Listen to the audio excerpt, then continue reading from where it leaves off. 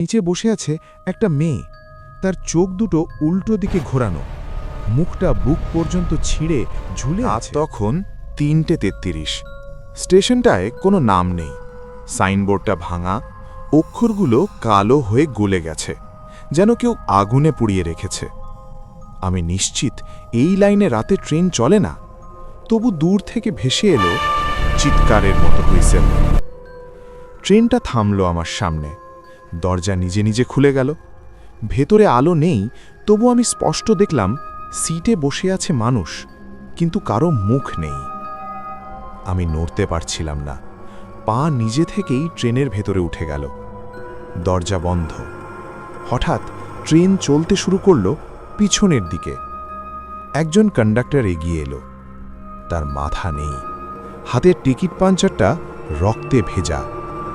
সে বলল, তোমার টিকিট আগেই কাটা। আমি বললাম, আমি কখনোই ট্রেনে উঠিনি। কন্ডাক্টর ধীরে ধীরে মাথাহীন ঘাড়টা আমার দিকে ঝুঁকিয়ে দিল, ফিসফিস করে বলল, সবাই তাই বলে উঠবার আগে। হঠাৎ জানালার বাইরেতে তাকালাম। স্টেশন, শহর, আলো সব উধাও। বাইরে শুধু কালো মুখগুলো ভেসে আছে। ওগুলো মানুষ না, চোখ নেই, মুখ নেই, তবু তাকিয়ে আছে আমার দিকে। একটা বাচ্চার গলা শুনলাম, ভাইয়া নামবে না? আমি তাকালাম, সিটের নিচে বসে আছে একটা মেয়ে, তার চোখ দুটো উল্টো দিকে ঘোরানো, মুখটা বুক পর্যন্ত ছিঁড়ে ঝুলে আছে। আমি চিৎকার করতে চাইলাম, কিন্তু গলা দিয়ে শব্দ বেরোলো না। হঠাৎ ট্রেন থামল, ঘোষণা ভেসে এলো, পরবর্তী স্টেশন তোমার ঘর। দরজা খুলতেই দেখি আমার নিজের ঘর, ঠিক যেমন রেখে এসেছিলাম। আমি দৌড়ে ঢুকে পড়লাম, দরজা বন্ধ করলাম, হাফ ছাড়লাম।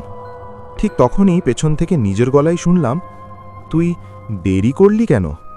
আমি ঘুরে দাঁড়ালাম, বিছানায় বসে আছে আমি নিজেই, চোখ দুটো কালো, হাসিটা অস্বাভাবিক বড়। সে বলল, ট্রেনটা তো আমাকে নিয়ে গেছে, এখন তুই কে? ঘরের আলো নিভে গেল। শেষ যে জিনিসটা আমি দেখলাম, আমারই হাত, আমারই গলা ধীরে ধীরে চেপে ধরছে।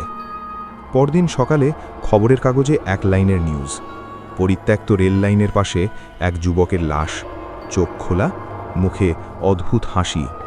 আর রাত ৩:৩৩ নামহীন স্টেশনে আরেকটা ট্রেন থামে, দরজা খুলে অপেক্ষা করে তোমার জন্য।